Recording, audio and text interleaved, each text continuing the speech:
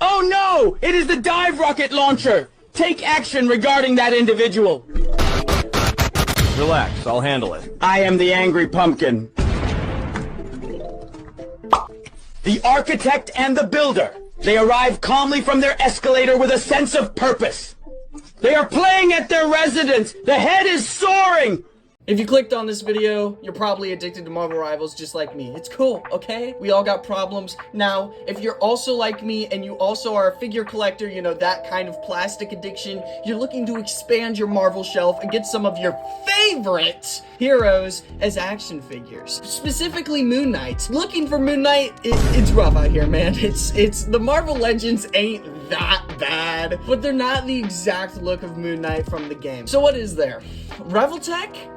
Oh, Jesus Christ. You know, f*** all that noise, because I'm about to put you on to the best bootleg of the Reveltech Moon Knight figure that currently exists as of March 2025.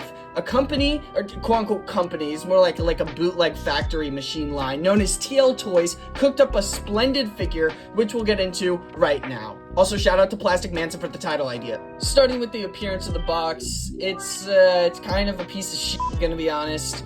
I think I'm gonna toss it after this review. I have literally no reason at all to keep this. The actual figure appearance, though, it's okay. I've started to get scratches and stuff after owning him for a few months, and that's being generous. I'm pretty sure I got this guy at the beginning of the year, but it's acceptable for a bootleg. It's not the worst thing I've ever seen. The color is way different than the official because there's no shading, and the white accents are like non-existent, so it looks a lot paler on this figure. But I didn't buy this figure for the appearance per se. I bought him for the articulation. Our healers got eliminated. It's just me and you now, kid. The moon haunts you!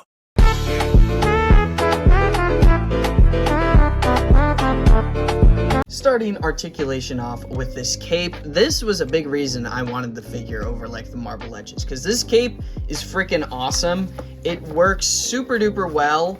It's got like 4 different wires in it, I believe, or maybe it's 3. I think it's 1 on each side and 1 down the middle. So honestly, pretty solid. Not had any issues with it whatsoever. I love it. This cape is fantastic.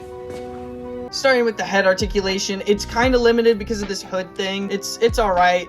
This hood piece is a little weird, but it's not the worst thing in the world. We're gonna try to lift up his cape to show you the arm joints now. These shoulders move pretty freaking well. He's got the bicep swivel and the wrist bend joint thing as well. So yeah, the hands might fall off because they're a little loose on this guy, but it's pretty solid. Trying to get the swivel to work on this arm. It's not, it's kind of stiff. On the other arm, it works just fine, but yeah, on this one, I might have to oil it up some more. The bend is also solid AF. I love this torso articulation. It's super good. He has these weird flap thingies that I thought would allow him to like move his arms more forward, but this is as much as they go. I don't know if that's with the original figure or what, but the arms still get a lot of good movement. Leg articulation, they can move up, yeah, pretty freaking high up, I would say.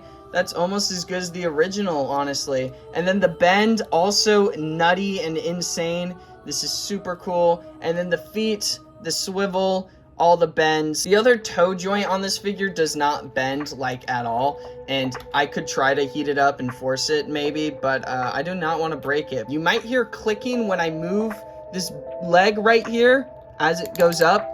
The clicking is because these legs are the knees are in a ball joint. You could see it kind of in there. The original Yamaguchi figures actually had the legs glued in, so I'll show you what I'm talking about. So a good example of this, I do not have the original Moon Knight, but I have this Dobby figure. These legs do not click, and it's a pretty seamless move, although they are glued in. So once they break off, like, you're kind of screwed. But what I like about this bootleg is that they're on ball joints. If it snaps off, you could just pop it back in and there'd be absolutely no worry about it. It'll be all your fault. No, you can't! I won't do it!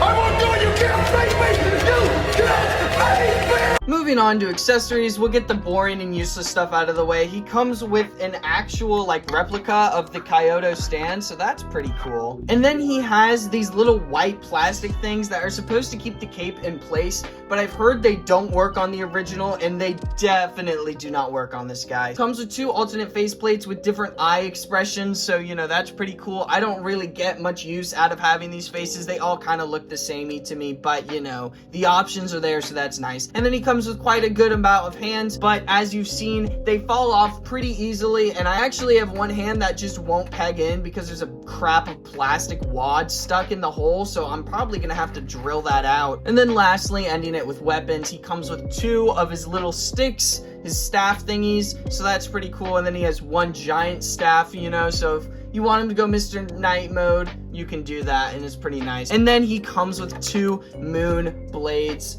that are honestly, they look pretty well. There's actually a bit of shading on them too, which is crazy, I know, but honestly, accessories, pretty good in my book. Wrapping up this review with my final thoughts, I think an 8.5 out of 10 is more than fair for this guy. I'm giving a lot of leniency because I know things with the accessories aren't the greatest, because this guy costs the same as much as the Marvel Legends. In comparison to that, it's a pretty freaking better deal in my opinion. Now, if the original Revoltech Moon Knight got reissued right now, would I still pick this up with this bootleg in hand? I'm not paying $130 for that figure. I might pay 80 bucks with the import price, but I'm not paying $130. That is ridiculous. Really just depends on how far this figure will last me. I think he'll last a good couple of years before things will actually start breaking. So if that point ever comes, then I'll pick up a new one. Stop motion with him is kind of a bitch because of the hands were falling off, but otherwise it's not